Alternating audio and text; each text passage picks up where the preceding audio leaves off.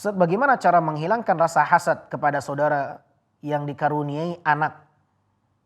Ana sudah coba untuk menghilangkan rasa tersebut, tapi selalu muncul saat saudara Ana menceritakan kebahagiaannya. Masya Allah. Ma'asyiral hibah rahimani wa rahimakumullah. Ingat, hasad ini adalah penyakit hati yang sangat membinasakan seseorang. Dan Nabi SAW memperingatkan kita dari hasad. Iyyakum wal hasad. Hati-hati kalian dengan penyakit hasad.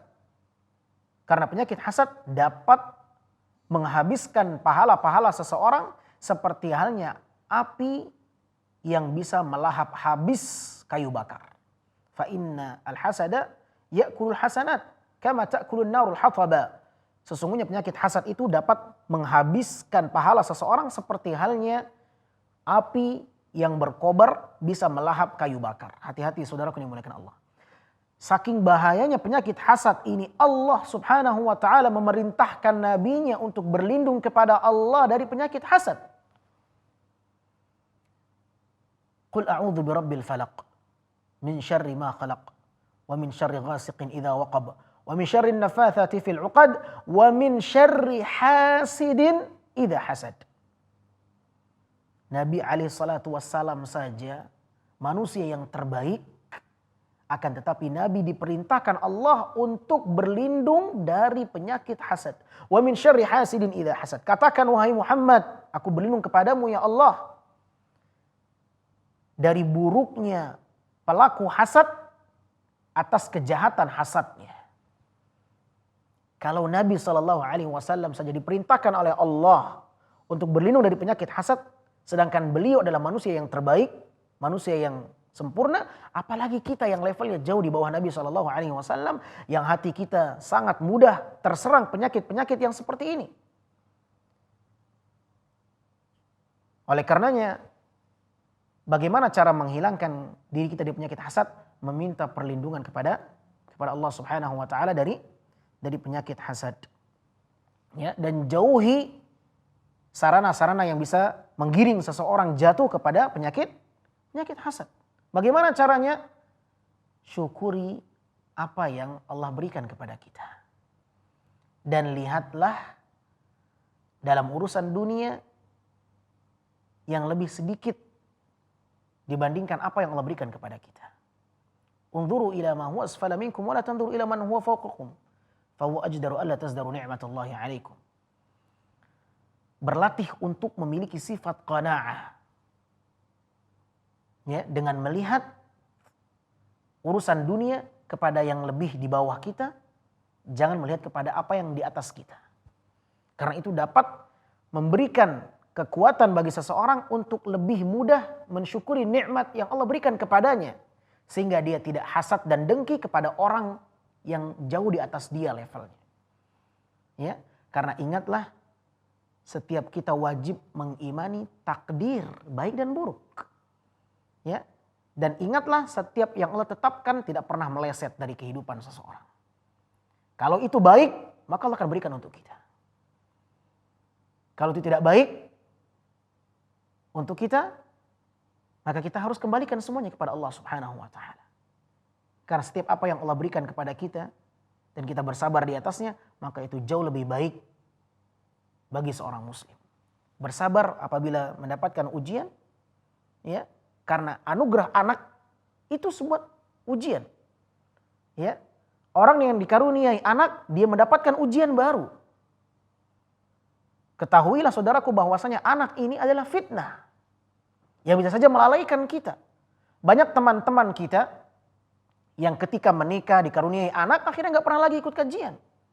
Alhamdulillah. Bisa jadi karena Allah sayang sama kita, ya, Allah tahan kita memiliki anak sehingga kita tetap masih terus salat malam. Kita masih bisa terus menghadiri majelis ilmu. Banyak orang-orang yang disibukkan dengan urusan anaknya, capek, letih, lelah ngurusin anak, akhirnya apa? Salat malamnya tinggal. Majelis ilmunya tidak sempat. Dan banyak yang terbengkalai.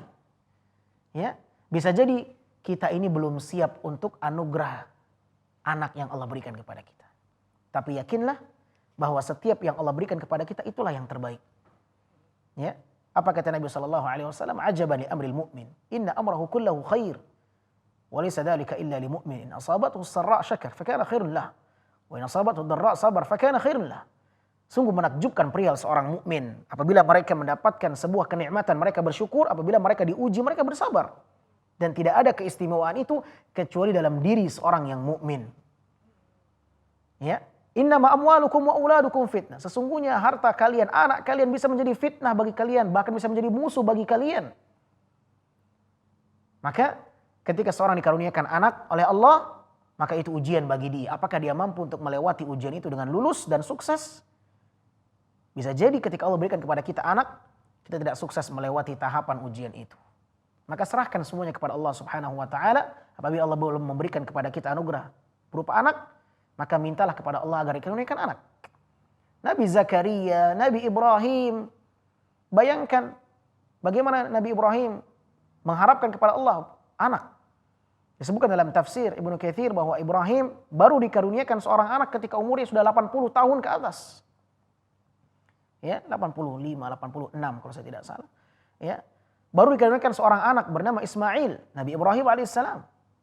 Ya, kita baru nikah setahun, 2 tahun, belum dikaruniai seorang anak, suatu hal yang biasa. Nabi Ibrahim 80 tahun baru dikaruniakan seorang anak. Maka kita wajib bersabar. Ya, jalani hidup apa adanya. Qana'ah adalah sifat yang membuat seseorang itu tidak terjerumus kepada penyakit hasad. Oleh karenanya dalam sebuah hadis yang sahih diriwayatkan oleh Imam Muslim, Nabi SAW mengatakan, "Qad aflaha man aslam wa ruziqa kafafan wa qanna'ahu Allahu bima atah." Sungguh beruntung seseorang yang dianugerahkan oleh Allah agama Islam kepadanya, dan beruntunglah seseorang yang diberikan rezeki yang cukup dan sifat qanaah. Maka sifat qanaah itu harus dilatih untuk kita miliki. Dan bagaimana cara memiliki sifat qanaah agar tidak hasad dan dengki kepada orang lain? Pertama, meminta perlindungan kepada Allah Subhanahu wa taala dari penyakit hasad.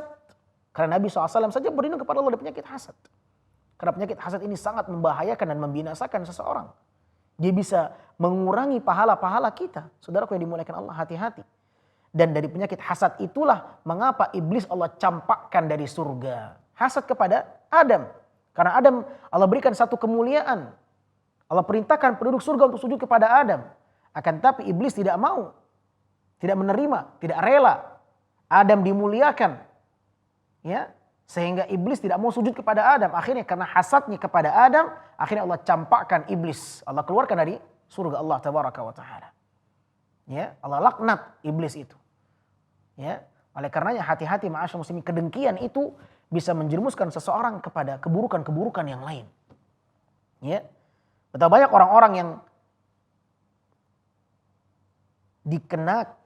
kena penyakit hasad, akhirnya dia mulai apa? Mencacinya, menghinanya, ghibah, bahkan bisa membunuh dan melukai saudaranya itu. Ya. Subhanallah. Oleh karenanya kita harus berlindung kepada Allah dari penyakit hasad. Kemudian berusaha untuk melatih diri menjadi hamba yang qanaah, bersyukur dengan apa yang ada, ya, dan melihat dari sisi dunia yang ada di bawah kita, jangan melihat apa yang di atas kita. Begitu caranya. Lihatlah apa yang ada di bawah kalian, jangan lihat apa yang di atas kalian. Karena itu bisa memberikan kemudahan bagi kalian untuk mudah mensyukuri nikmat Allah Subhanahu wa taala. Wallahu a'lam bishawab.